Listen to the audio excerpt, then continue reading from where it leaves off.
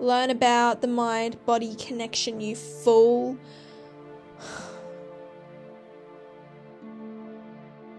I have been waiting to tell this story. So we're going to be talking about the mind-body connection as well as manifestation, but this would be classified as like health manifestation, but it's literally just a mind-body connection. So if you're someone that's not into manifestation, don't worry, mind-body connection is proven by science.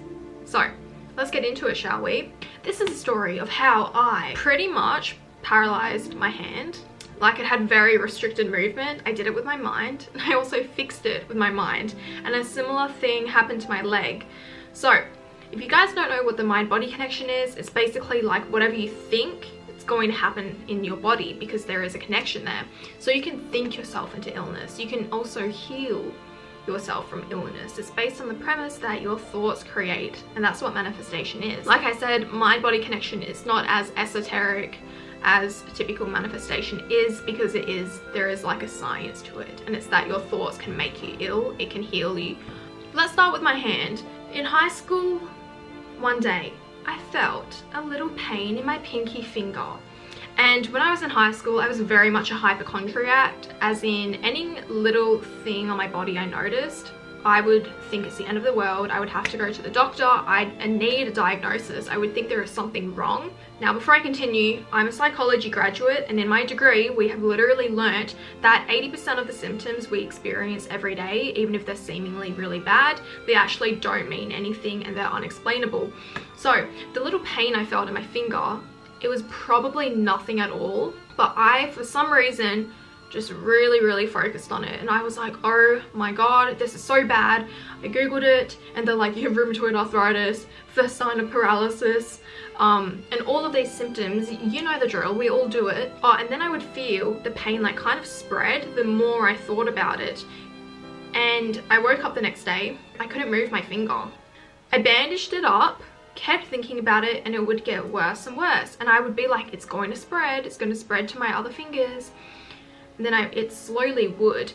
And then when I would go to school and I would forget about it, there would be like movement would literally come back until I would think about it again.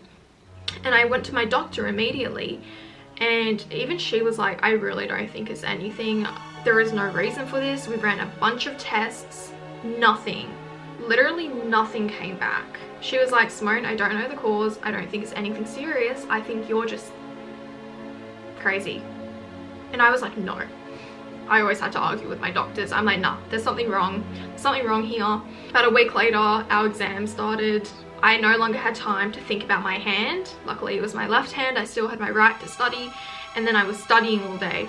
And I kid you not, as soon as I took my attention off of it the next day, I woke up and my hand was perfectly fine. I took my bandage off. It was fine. Mind you, a week prior, I kid you not, I felt like this pain throughout both of my hands, and I had this bandage on, I couldn't move it, but it was all in my head. There is no explanation for it. The naysayers are gonna be like, there is a medical explanation. No, there's not. Guys, I literally, in my degree, they tell you 80% of symptoms, no explanation. Even my doctor tells me that. Because I was a hypochondriac. I used to always be at my doctor's for something new every week. Literally, he would open the door and I'd be standing there and he's like, Simone again, what now? And I would open up my phone, pull out a list. Yeah, I have like this one dot on my arm.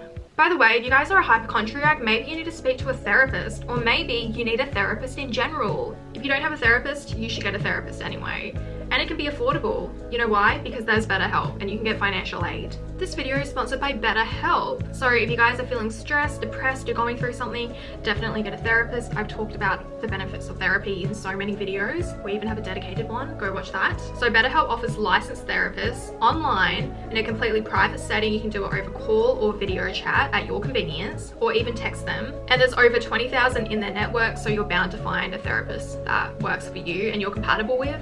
If not, you can also change therapists free of charge, which is amazing. One thing I really like is that you can exchange unlimited messages with your therapist, because sometimes in traditional therapy you have it every fortnight and you're waiting and waiting for that meeting, and it comes and you don't remember what you're going to say, or you don't really want to talk about it anymore.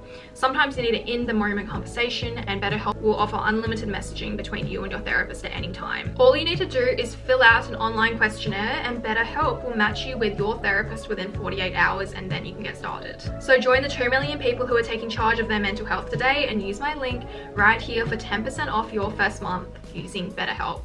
A similar thing happened to me last year. So, out of the blue, my knee swelled, and it swelled so bad that I couldn't walk. And there was about 40 milliliters of water in my kneecap. What is the explanation for it? Nothing. I did not think myself into this. One night, I just felt a pain in my kneecap, and then it started to swell. We went to the doctor. Doctor literally didn't know what was wrong. As per usual, we did tests, we did blood tests. Nothing came back. So anyways, got my knee drained and I could walk again. 8 months later, I felt the same pain in my kneecap. And you know what happened?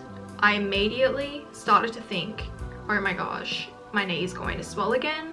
I'm not going to be able to walk. At the place I was living, we had this huge staircase and there was no lift. And I would think, how am I gonna walk up these stairs if this happens to me again? And I'm in Sydney now. I don't have my mom, I don't have a car, I don't really have anyone to help me, and I was freaking out. And the more I thought about it, just like the high school story, the more this pain started to impact me. The pain started off being so minor that if I was busy, I wouldn't have ever noticed it. So anyway, as the day progressed, I couldn't walk. It's actually insane how this happened. It's like 1 minute I'm walking fine, next minute I'm literally falling over. I remember lying down on bed, I got up, I walked, and I collapsed. It's like my leg just gave way. Was I in pain? Not really. But that happened for the rest of the day, and the days after it, the more I focused on my leg. And I knew at this point, I'm like, Simone, this is literally in your mind. You have been through this before, so you need to shift your attention. And it was hard for me not to focus on it because we were in lockdown. I wasn't in a good headspace mentally. And I was just in general feeling sorry for myself for everything going wrong in my life at the time. Real ones know. So I was like, you know what, let's put on Gilmore Girls and we're gonna forget about this. Put on the show. I kept saying to myself, everything's fine. It's fine. And the pain went away. I could walk again, and it pretty much happened overnight. Guys, this is not uncommon. If you want to know more about the mind-body connection, I suggest you watch the documentary Heal. You read Joe Dispenza. I remember in that health psychology class I took, the professor was saying that people who are less busy and have more time to think about things and worry, they're actually going to be unhealthier and have more symptoms on a daily basis because they just have time to think about it and time to even acknowledge and notice it. Do you think someone that is so busy has like a tiny little pain right here or anywhere on the body, they're going to notice it? They're probably too busy thinking about everything else to pay attention to it. While someone that doesn't have a lot going on, they're going to notice it. They're going to ruminate on it and they're going to think they're dying. Which is exactly what happened to me. I have to say now, since I've left high school, since COVID has also been over, I am not a hypochondriac. I don't really have a lot of symptoms because I don't notice them. When I was in high school and I had the time, babe, there would be a new thing every day. I kid you not, my mum was so sick of it. I was sick of it. And it's also like I was manifesting it into my reality because I would say to myself, what's it gonna be this time? What am I gonna find this week? Keep yourself busy. Don't ruminate.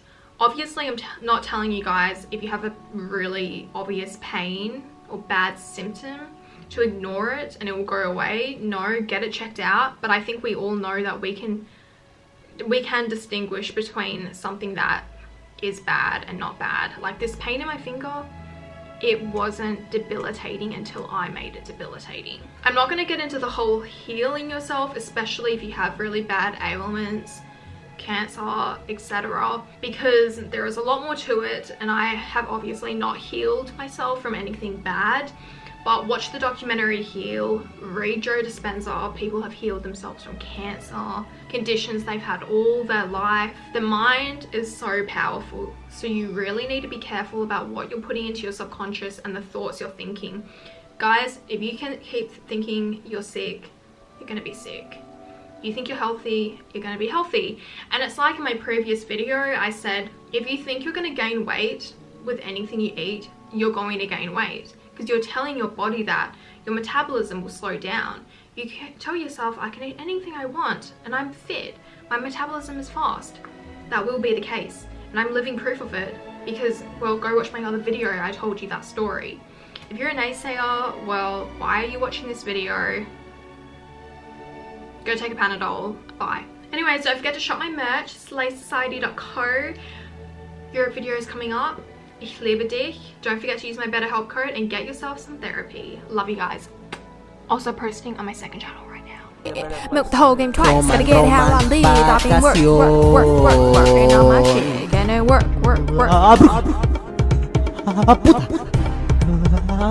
Mi hada madrina dijo que sí. Este de aquí me hizo llorar. Este otro me dice marica. Este otro de mí piensa mal. Esto es lo que hago cuando me chingan. Manifest.